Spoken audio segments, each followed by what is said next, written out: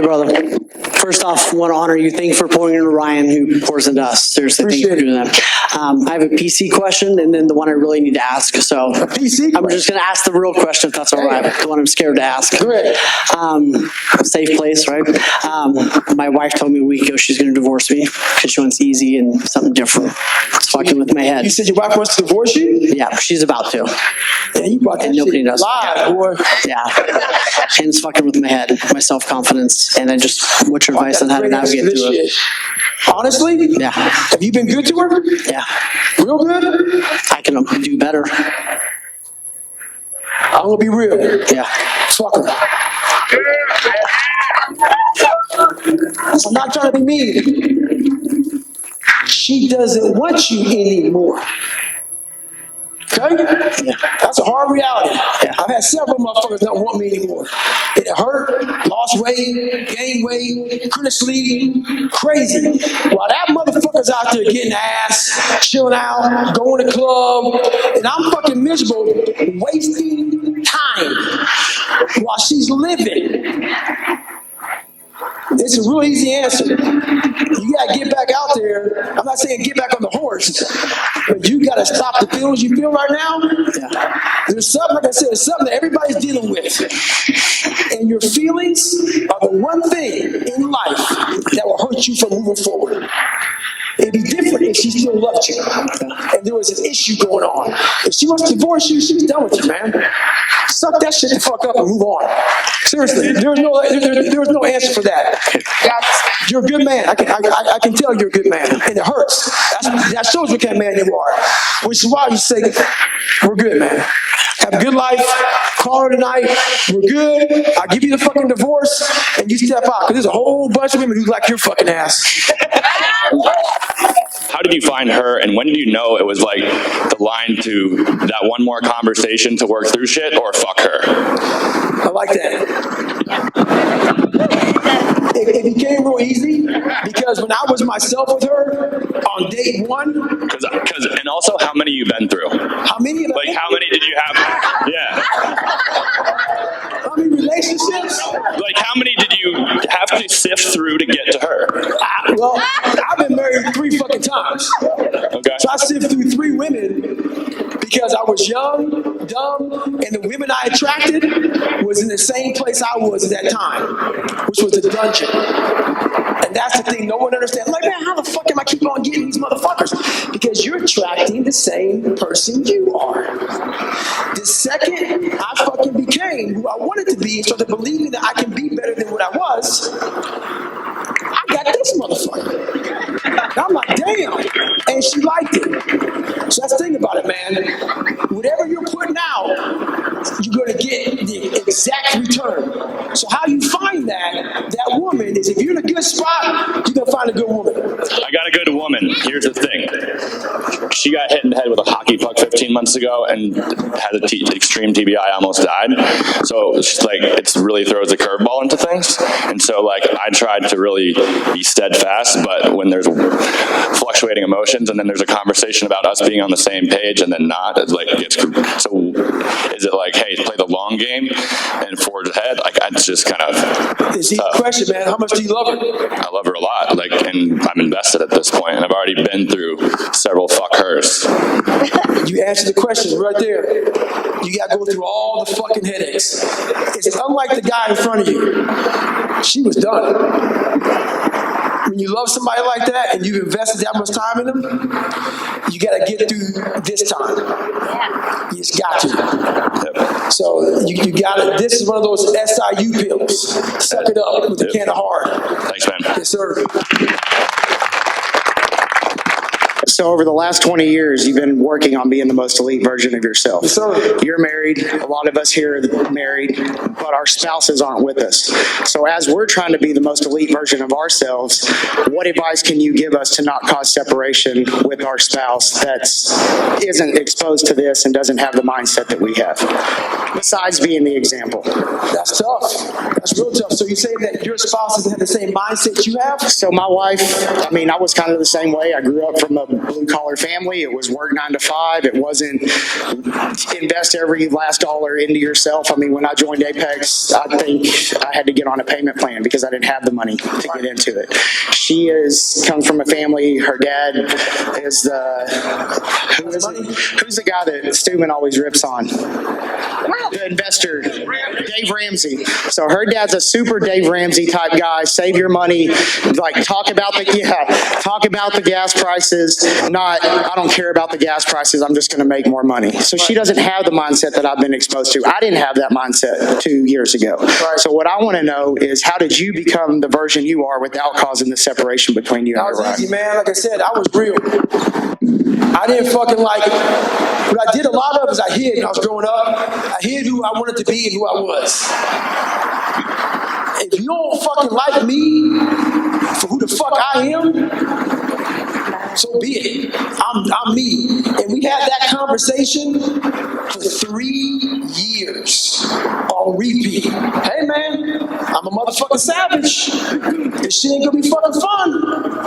I'm gonna support you, but maybe different on how you support me. My shit's off. I was just being honest. So if you haven't had that honest conversation, everything has to be in line in your house. For you to maximize yourself, your shit can't be riding this fucking little bitty line. You can't be tightroping this fucking line. Because it ain't gonna work. I walk in the house, I ain't tightroping shit. She knows who the fuck I am, I know who the fuck she is, and it makes things streamlined. There's no walking on eggshells, there's no bullshit. She knows if I'm gone fighting fires or whatever, she just knows, and vice versa for her. You gotta have that fucking talk where it's like, hey, I wanna go there, and I need you to do X, Y, and Z for me. It's not a selfish game. It's a game, though, that both of you all got to be in together. Appreciate it. Thank you. Yes, sir. I'm just a 26-year-old kid. I don't know what I'm doing in life. I don't know where I'm going. So my question to you is, what advice do you have for someone like that, and also someone who... You gotta slow that shit down, man. Sorry. You gotta bring it. I'm nervous. Sorry. Don't be nervous, man. Fuck these people. You good? Fucking don't be nervous. Okay. That's exactly how motherfuckers fail. They walk in the room, they and they ain't making no money that way. They ain't doing shit. They might heard shit you said. Now say that motherfucker, stick your chest out. Say that shit. Slow. Okay. Hello, Mr. Goggins. How are you doing? Thanks so much for being here. And my name is Mehul. Nice to meet you. It's an honor to meet you. And so I'm just starting out in life. I don't know where I'm going, what I'm doing. But also one problem, a major problem that I think I have is forming discipline, staying disciplined in life. You hear everything you just said. Yes. How old are you? 26. And you don't know. Where I'm going, what I'm doing, and I'm not disciplined. So how the fuck am I supposed to help you?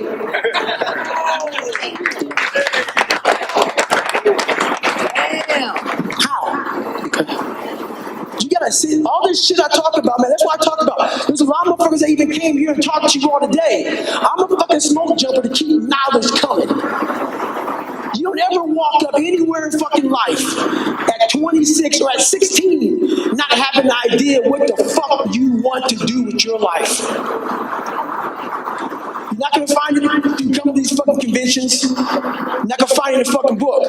You've got to sit down like I had to do around your age and think about, what the fuck do you want to be? What do you want to do? How does that look like? Because how the fuck you can have discipline when you don't know where to put that shit? Right. Does that make sense? Yes. You ain't gonna have no fucking discipline. You're like, I don't know what I want to do, so you just wake up and just arbitrary fucking just wake the fuck up and just start getting after it? No. You gotta have shit in order. Plans, goals, destinies, journeys.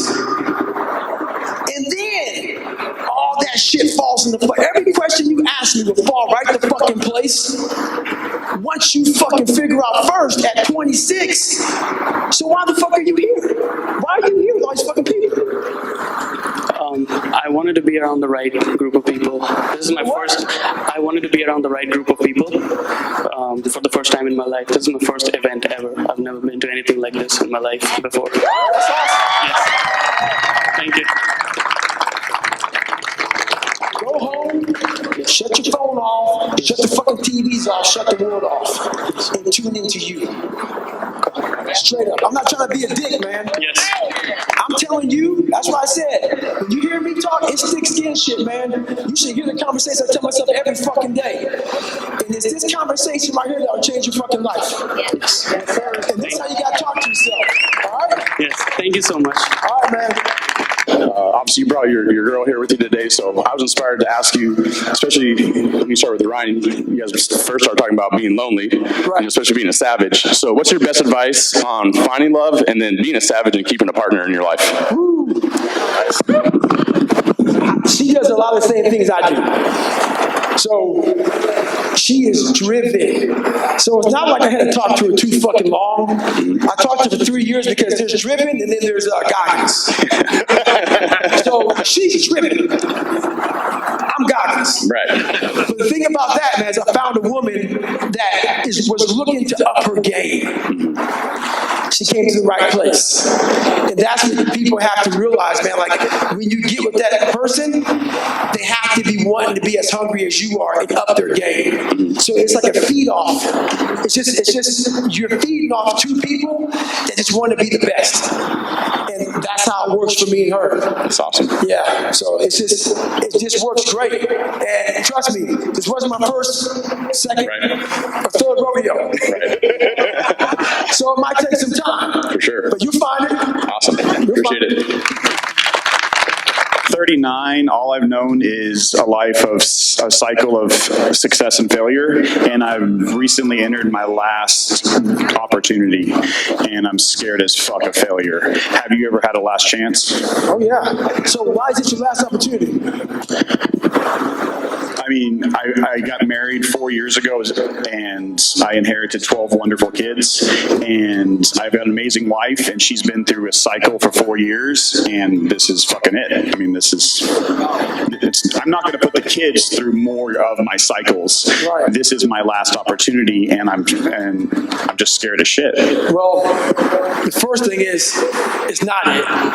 But if it is it for you, you're making that call. All right? Make sure you know that. You're making that call. But how I get through that shit, I've been through, God, dog, I think 4 major, really, this is it. And the one I can count on that I fucking remember like it's fucking yesterday was me going through SEAL training.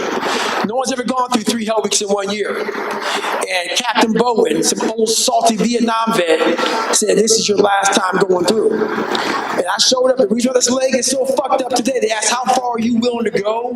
When is it enough?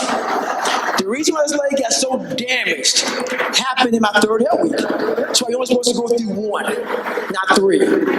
He looked at me and said, this is your last fucking time. I had stress fractures, shin splints, my legs were broken at day 1. When you really believe it's your last time and you want it, you'll tape up whatever the fuck it is. And I mean tape it up, I mean life. You're gonna make it if you want to. You'll find shit in this last go around you never thought was even in you. You'll find inhumane shit if it's really your last shot. A pleasure and a privilege. Just want to ask you, you mentioned or you talked about the seconds. Your determination is 150%, like perfect. Looking back on the marathons and the records, is there anything you would have done differently or changed? No, not one thing. I had to do all that to continue on with the belief I have to move forward every day. Like I said, it's not some one-shot fix. I do these things to acquire belief. And we all must find that belief in different ways. Mine is going out, like I said, and doing what I do. And some of us don't come from a deep, dark dungeon like I did. But everybody has a dungeon. Some of us just not as deep as mine. Some deeper than mine. You always got to find that thing, and that's why I say no. I wouldn't change any of it. Being an lifetime athlete, it was real easy for me to train when I was in high school, college, into pros, and having that motivation, having that mission. And now that I'm off on my own, doing my own business, I recently got fired and moved across the country for a job that I thought was it for me. And now I'm coming back, just trying to find myself again. I don't feel like I internally have that purpose and that mission, but I know there's that voice in there. Right. Any tips on when you felt lost? Like, why was this your mission? Why, how did you get back on track for you? You keep on saying one word, mission. What is your mission statement to yourself? You don't have one. No. I do.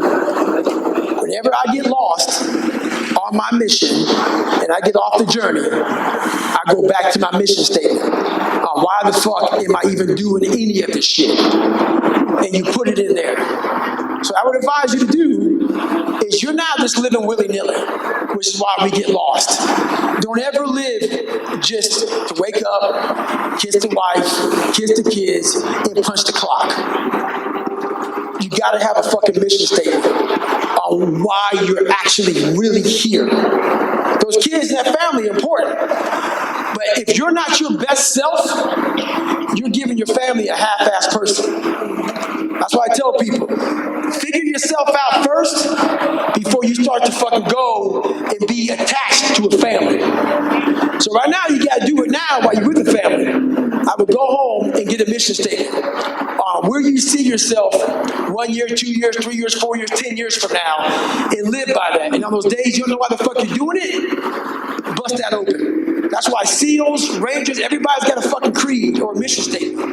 Because we all get lost within the war and in the battles in our mind. There's days where you wake up and you have this drive, and then there's other days where you wake up and you don't know what you're going to do. What do you do to make sure you wake up every morning and keep that drive? This is one of the best things in the world that I will give you right now. I hate to give it to you because this is one of my fucking secrets. What I do, I have a lot of bad days.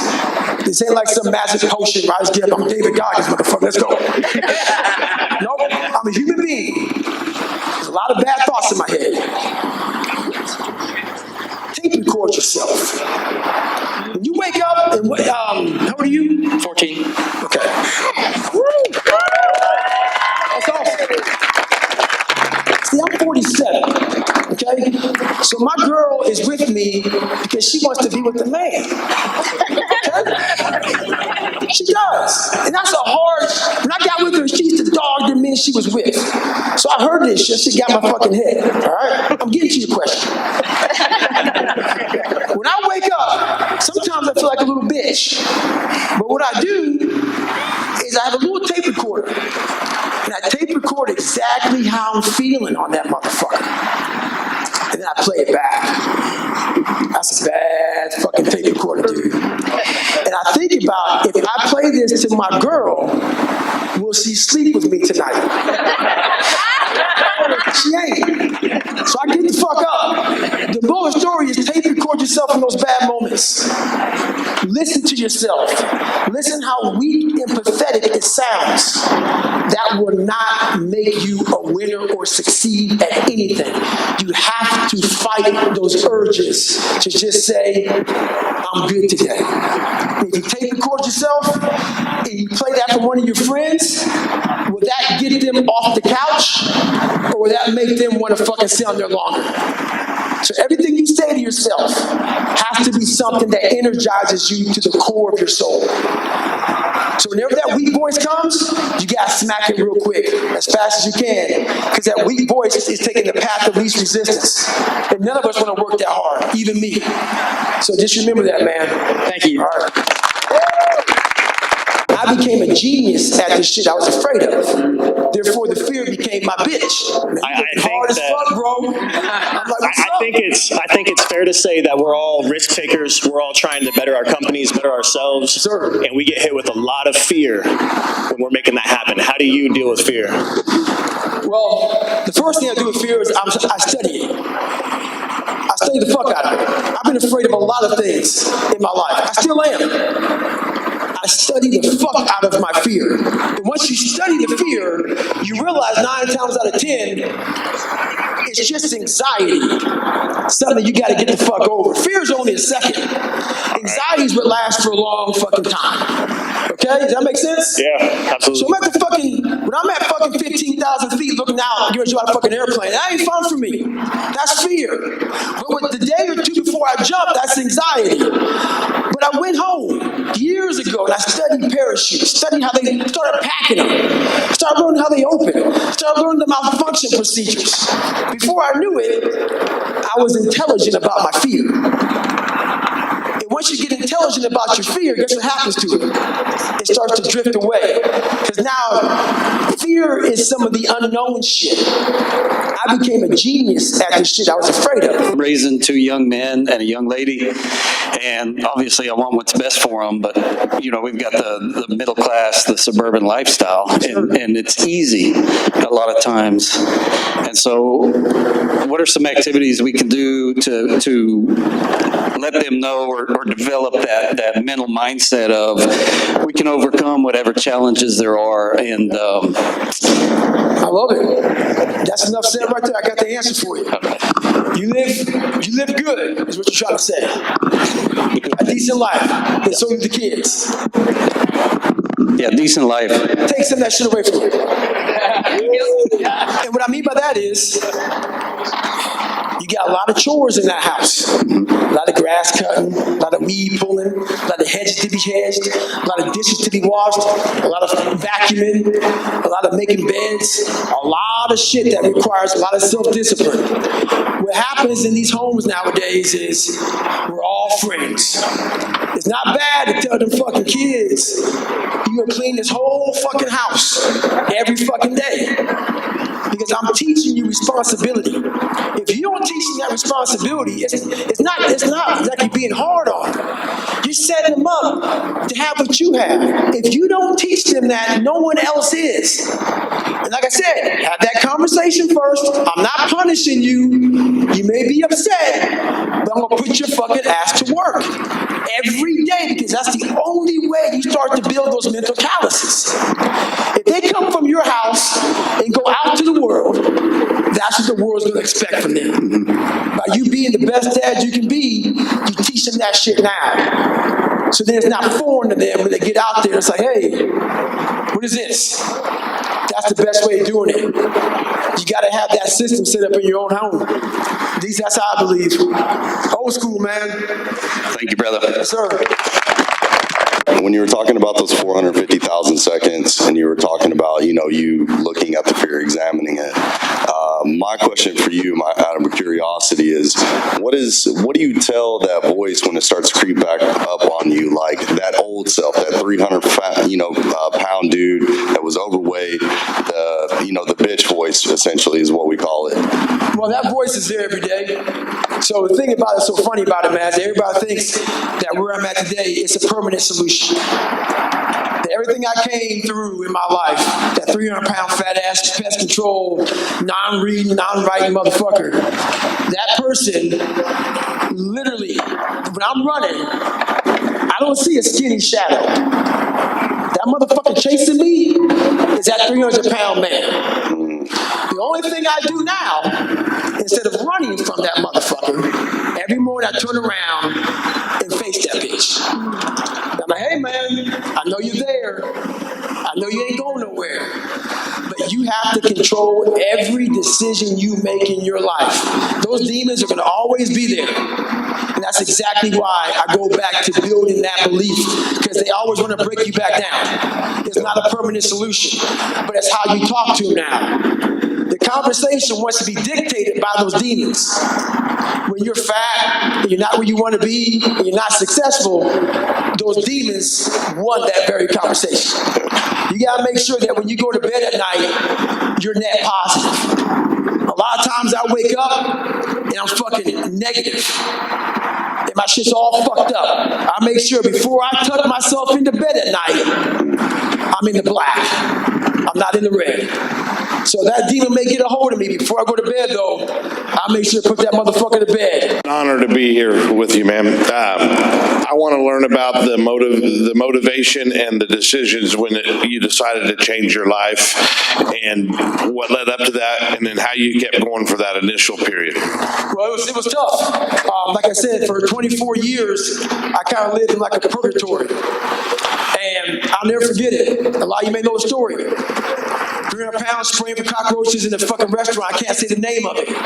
But let's just say it's Applebee's. Let's say it's Country Buffet. Could be the name, maybe not, who knows? But literally, I'm in there spraying for cockroaches. And every day, it wasn't like it was like I woke up and said, I'm gonna change my fucking life. I was being haunted for fucking years of just being a loser. But I'm back here, and I went to the recruiter's office, and they said pretty much, I saw the Discovery Channel show about Navy SEALs. I said, I'm afraid of the water. I gotta become somebody I'm proud of. Long story short, went to the recruiter's office, he said, pretty much, you're fat and you're black. I said, man, you're an observant motherfucker.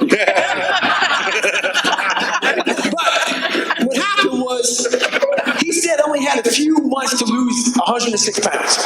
So I'm back in this restaurant, fucking 1 o'clock in the morning, spraying cockroaches. I hit the motherfucker cockroaches. They come falling over my fucking head everywhere. Rats and shit. I was spraying this stuff around. And it was in that moment, I realized this is the rest of my fucking life. And I saw how disgusting my life was and how miserable I felt inside. And the change I had to make came from literally listening to the fact that I am a born loser. I didn't want to die a born loser. I didn't want to die that way. I wanted to die wringing my soul out of everything I had. So in that moment, I made a very big decision to put everything I had, like at Vegas, put everything on black, put everything on David Goggins. First of all, I have to thank you for the impact that you've made on my life, because there's a lot of motherfuckers in here that by proxy have had their life impacted too because of you. Respect, appreciate it. If you knew that today was it, tomorrow there's no more David Goggins. Yep. Is there any stone left unturned? And then what goes on your headstone?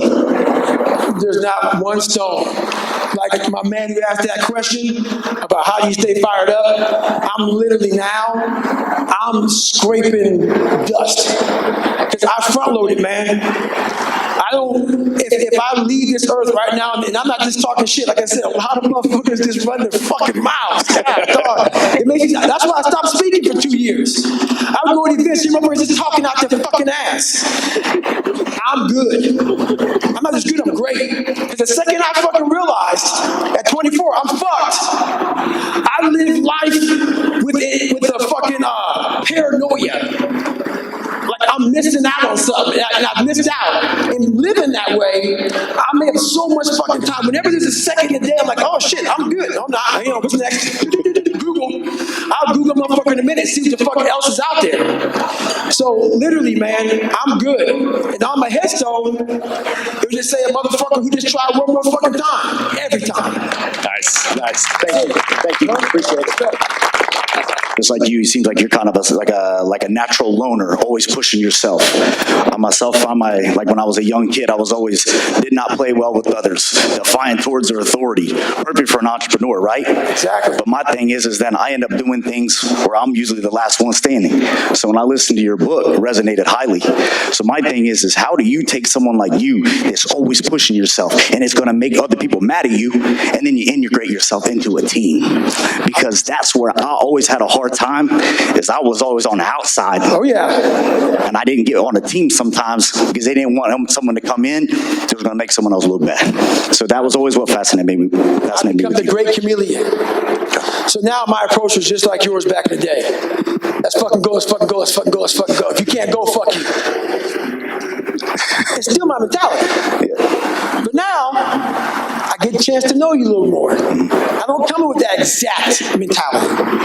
I come in, I thread my way, I weave my way through the crowd, I get to my team, and I start to learn my team, all the ins and outs and how they work. I used to just infiltrate and put all of my shit on them. Didn't work.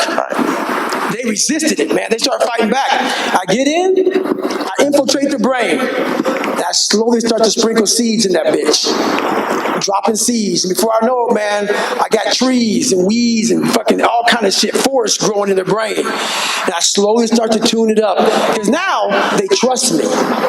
They believe in me. They know I'm not just some knuckle dragger trying to fucking break them down. They know there's a method behind this shit. They know there's a method behind the match. But coming in, I know where we're going. I know how to get. Let's fucking go. No one's gonna follow you that way. You gotta go in, take a little bit of time, know your fucking team, know all the ins and outs, know what motivates each individual. And each individual gets a different leader from you. And then you just start sprinkling those fucking seeds. Before you know it, man, they have all turned into your warriors. Because they trust you, they believe in you, and they know that you're going to be the one that gets them to where they want to go. How you doing, sir? Good, how you doing? I'm doing really well. The whole reason I'm actually here this evening is literally to see you. I actually bought a ticket because I knew you were going to be here. I wanted to say thank you, sir. Thank you. I was 19 years old. I was a few months away from commissioning into the Army, and I went through a divorce at 19. Shit sucks. And my cadre calmed me down, and they were like, hey, man, 2 drops in the bucket and fuck it. That was literally my advice. Really shitty marriage advice, by the way. But then they actually put me onto your content, and that kind of saved my life. So I wanted to say thank you, sir. I appreciate it. Now here's my actual question. How do you prevent burnout operating at a high of a level as you do? Higher than probably anybody else here, to be honest, sir. Right. This is the answer once again, like, I try to couch some of these answers so like it's not so far out there. I expect it. So when I go into evolutions are something we say in the military about the things that's in front of you. It's like maybe log PT or boat carriers or whatever.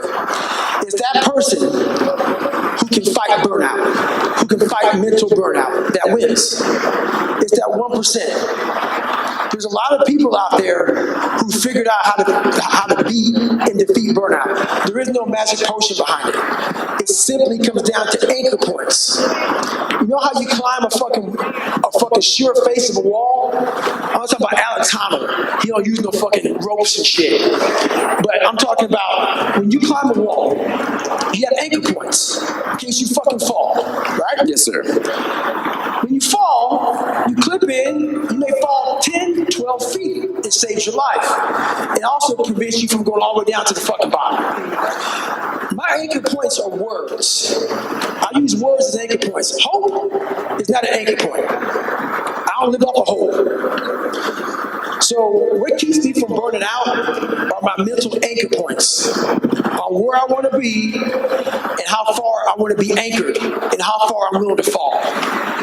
So I'm only willing to fall 10 to 12 feet. A lot of people are willing to fall a lot further than that and start from the bottom. The faster you get burnt out, the faster your fucking day is done. Everything you work for can be gone like that. That fast. It takes you 20 years to get it, it takes you 1 day to lose it. That's why whenever I'm burnt out, fuck that, we rise again. And that's how it has to go. And I just want you to guide us through maybe what is too much, or maybe what is insanity, or maybe what is you're crazy. I get this a lot. Yeah, I want you to talk on that forever, how long you want to talk of it. And you went this way and kept going, right. And I gave up. Okay. I tell everybody in life one thing before I get to your question. Try one more time. Let's go. Okay? Try one more time. Yeah. And that goes in for me. Think about this. You read the book. I didn't pass anything the first time. SEAL training, got fucked up in Ranger School, got fucked up in Delta Selection, got fucked up on a pull-up record, got fucked up in smoke jumping training, got really fucked up in school. But look where I'm at today. Let's go. So, the limit you're talking about, it's all relative. What I've done to myself, I can't even put on paper. I can't even put in words because no one's going to fucking believe it. So, actually on Instagram, I dumb everything down because the first thing I'm going to get is you're lying. Yeah. So I write non-truths about the truth that is much harder than that. Because I'm going to get that right there. Man, you're fucking nuts. I love it. I think that's where we thrive. Now, the thing We want to be about around this is, that. you want to make sure that you know yourself. Yeah. Like I said, it's all relative. My journey has pushed me so far, so lonely in my head, and a lot of lonely, it's called the unseen work. No one knows what the fuck David Goggins really does. You see a 1 minute snippet, you read a little fucking book. The shit I do on a daily fucking basis gives me that very confidence. Like I said up here, I know, I've built belief that I may have failed, but building that belief knows, I know, I just didn't figure it out yet. Not that I can't do it, I just didn't figure it out yet.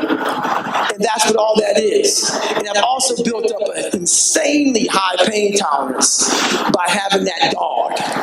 I'm not some, trust me, man, I was born some sickly little abused kid, afraid of everything. But I built up that dog, and once you build that dog in you, man, the pain and the suffering and the lonely nights and the fucking unbalance, if you put the right people in that foxhole with you, you are a dangerous motherfucker. David, it's a fucking honor to talk to one of the baddest motherfuckers on the planet, especially as a Navy SEAL.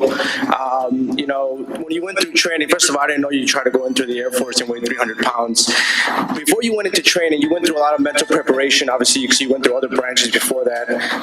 What type of training, what type of mental training did you go through that can help us as entrepreneurs relate to give that one more step like Ed was talking about yesterday? As far as mental training goes, yes. what I did was, as you know, that whole accountability mirror crap. I also built something else. I built a lab for my brain. I built a lab that I go back and I do a live autopsy. And I'm constantly trying to dissect why I'm stopping short of that finish line. So what happens is you gotta dissect everything in your life. There's something here that everybody has that's holding them back. That's holding them back from that one more step. Holding them back from that greatness. Holding them back from that millions. Holding them back from being that manager leader. And until you go there, until you work with that, until you stay there, you're never, ever going to get to that next level. I guarantee you right now, I can look in your fucking eyes. You got something deep. Life is not easy. And right now, when you go back, you need to rediscover and redefine who the fuck you want to be. And by doing that, you got to get to that shadow that's chasing me. You got to face your own shadow and face it. Because that question you ask means that when shit gets hard, that fucking dungeon comes and that fucking prison wall comes right in front of you, and to the side of you, and to the fucking right of you. You talk about the foxhole, it resonates with me, right? Because that's what you want. I mean, you watch my 6, I'll watch your 6, like whoever comes back to back, we're gonna kill everybody, right? So with that mentality, obviously I study rich people biographies and stuff like that, so I study characters of them. What do you, when you look for who you want in your foxhole with you, right? Like who do you want? You want the baddest mother to have your back. What are you looking for? Whether it be values, personality, mindset, what are you looking for to pick your foxhole buddies? Easy answer for that. Let's say I tell you I want to be a doctor, and I go to bed at night. When I wake up, you're sitting there with my college list because you already called Harvard or where the fuck, and I'm already enrolled in school. That's what I want in my foxhole. I want a motherfucker that when times get hard and I'm out there suffering, you look at me and say like this: do you want a banana? Do you need something to drink? You want to take a little break? Hey, I got steady late hours. Want some coffee? I don't want to hear no weak shit. Help me. And when I feel soft, help me succeed. Don't feel sorry for me. I want my foxhole full of motherfuckers. When I'm hungry, you feed me. When I'm tired, you help me stay up. When I say that I can't do something, you help me find a way. You never give me a way out. Like most people nowadays, I hear all kinds of families. They come home, that doctor story is real. I want to be a doctor, but they fucking sucked in anatomy or some shit. The parents said, oh, you don't need that. You can do something else. Now, this person's in her 40s and she regrets that decision. That's not a good foxhole. You want that person to say, hey, I'll get you a tutor. I'll help you out. Those are the qualities you're looking for. You're looking for those qualities that they keep you in the fight, not take you out of it. Awesome. Appreciate it, bro. About that no excuses life, and there's a small difference, but I'm curious how you see empathy. That's why she's in my life. I got none of that shit. Straight up. I want to be great. And I have a thing called the foxhole mentality. A lot of us got motherfuckers from high school and college and grade school, losers, that we came up with. But them motherfuckers ain't worth shit. I can't have you in my foxhole, man. It's a fighting position. I'm going to fucking war now, man. I'm going to war every day in my life because I want to be fucking great. I can't speak this way to everybody because people take it so wrong and so sensitive. I'm telling you right now, man, empathy, there's a spot for it, but not when you're trying to be great. The thick skin, the tough way is the only way. And people got to be able to handle those hard conversations around you because there's managers and there's leaders. A manager makes sure you clock in every motherfucking day. Okay? A lot of leaders have become managers. You want to be a motherfucking leader. A leader takes you, knows how to talk to you, and not baby you so you can become the best you can be. And empathy, a lot of times, about this much. Have about this much. But the second you stay in empathy too long, you just fucked up your whole team. So make sure, teach them, not empathy, teach them thick skin so they can get fucking better. It's not here to hurt you, it's here to help you. Thank you. Respect. First and foremost, thank you so much for your service. Appreciate that. And I also have to thank you for your book. Thank you. It re-motivated me in January 2021 after a lot of traumatic family setbacks, and it helped me lose 13 pounds. Good for you. My husband actually asked me why I was being so mean to myself when he saw the stickies on the bathroom of our mirror. It was like, you are fat. So I have a question for us mothers out there that don't have the luxury to tell our families that we're tossing balance out the window, or don't wish to. What applicable information or tips can you give us that can help us reach our very big goals? Oh, you're not gonna like it. While keeping balance. You're not gonna like it. Because I got kids. No, and that's understandable. Some people can't be unbalanced. They can't just throw everything to the wind and go after it. And you moms, a lot of you moms can't, because moms, they do run shit. That said, there's 24 motherfucking hours in a day. That's a lot of fucking seconds. So if you want that balance, you have to suffer while everybody else does not. Your kids won't, your husband won't, no one else will. If you want to spend maximum time with those fucking kids, when they go to sleep, guess who's up? You want to spend maximum amount of time with that husband? When that husband goes to work or whatever, guess who's maximizing all that time? Every free time you have will be family and what you want to become. There were several nights where David Goggins had a lot of sleepless nights. But if that's what you want to do, there's a lot of time to do it. You just gotta fucking maximize that shit. And if you don't, it's because you did not want it bad enough. And you can sit back and say, well, didn't want it that bad, because you can. Trust me. Thank you. My name is Kat. Thank you for your service. I am a single mom of 5 kids, and I don't really have a question, but what I wanted to tell you is that I have a 17-year-old son. A year ago, he was suicidal and in a really bad place. You saved his life. So by listening to your books, this is a picture of him a year ago. I appreciate that. This is a picture of him now. God, dog. Damn. Turn that shit around for people to see that. This kid was big, now he's all ripped the fuck up. That's badass. That's because of you. And now you know that. That motherfucker was owes me a check. Yeah. And he wanted me, he was like, Mom, I want you to FaceTime me when you get there. But I said, no, dude, I'll just tell you. But just so you know, you saved. You gotta hurry the fuck up, though. People get nervous and start leaving and shit. I'm shaking. You shaking like a motherfucker. Look at this.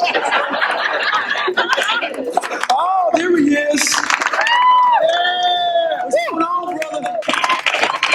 How you doing, sir? Hey, man, it's nice to meet you. I just wanted to... Hey, can you still see me?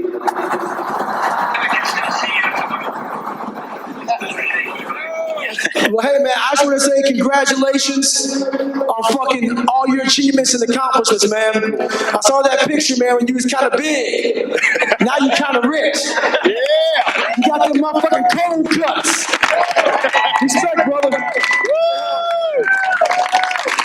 You just recently had an injury and it prevented you from running, correct? Yeah, I have a plate in my leg from here down to here.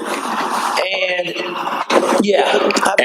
And so that right there alone, it mentally puts you in a dark space that prevented you from doing what you are meant to do, and that's actually helping all of us. Right. How did you overcome being able to do something that you weren't able to do physically and overcoming that?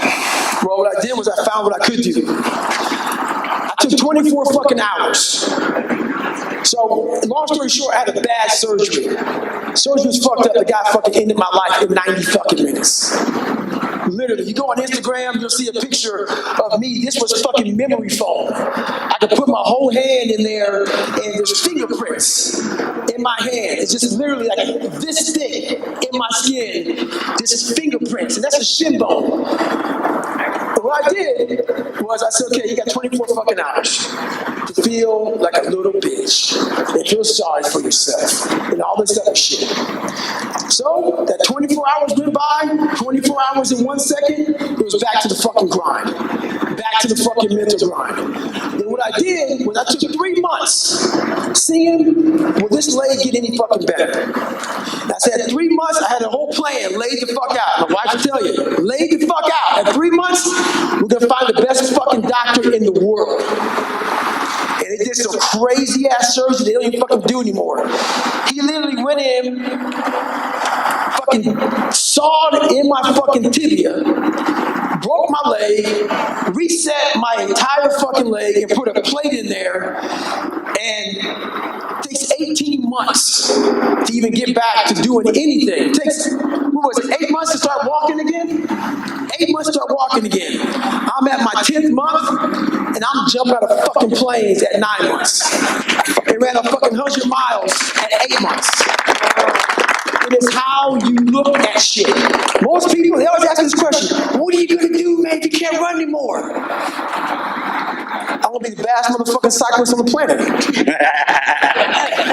There is no trigger to me like the one where people say, when's enough enough, right? Because I didn't come from much, and a lot of us here have not come from much. So I've always set these targets and I've hit them. But at what point, like, and I'm trying to reach, but like, when do you? How do you set goals? Like, you just keep going. Like, they keep getting bigger, but like, when do you not? I don't want to not set goals big enough. You know what I mean? Like, but how do you keep going? Like, let me ask you a question. And I'm not trying to get in your personals. What do you want to do with your life? So what's your end game? Do you have an end game? Not really? No. You want to be rich? I'm better than I ever thought I'd be in my life. So you have good money. Your family's good. Yeah. So, are you in the best shape of your life? No. I mean, best since 20s, but that's what I do. What I do is I go through the Rolodex and I look at all the shit, and I start saying, what haven't I done? And what haven't I done at the elite level? And I start checking those off. Because I'll tell you right now, the second you start living civilized, it's over. It's fucking over. You want to keep that savage as long as you can. So you got to go on that witch hunt to find whatever it is that makes you tick. And whenever that tick goes away, you got to find another thing that makes you tick. And you got to keep that up for as long as you can, because it will be an end game. This is how it is. But you got to keep that fucking, like, I guarantee you, if you put more thought and more pen to paper, you'll find something that you haven't done that if you really think about it, you truly want to do. And that will re-energize your inner beast. But none of this I've ever done. You know what I mean? None of it. Everything I'm doing, I've never done. No one in my family's done, right? So I know it can get bigger. It's just, how do you keep, pointing up? Well, no one's ever done it, right? So you're setting the fucking example for others to follow. So if you fucking stop doing it, you're the first one to do it. No one's gonna follow you anymore if you stop leading. So the thing about life, man, like I said, there's managers and there's leaders. The one thing about leaders, it sucks, because it never ends. You're constantly fucking leading. You being the first, that sucks. That means it's just never over. It becomes a fucking responsibility. I don't care if you have goals and dreams. It's called you have to be able to operate without purpose at the highest level possible. And that's very hard to do. But now, man, you set the example. Now you can keep on setting that bar higher and higher, regardless if you want to or not. And sometimes that's all it comes down to. I appreciate you. I man, respect.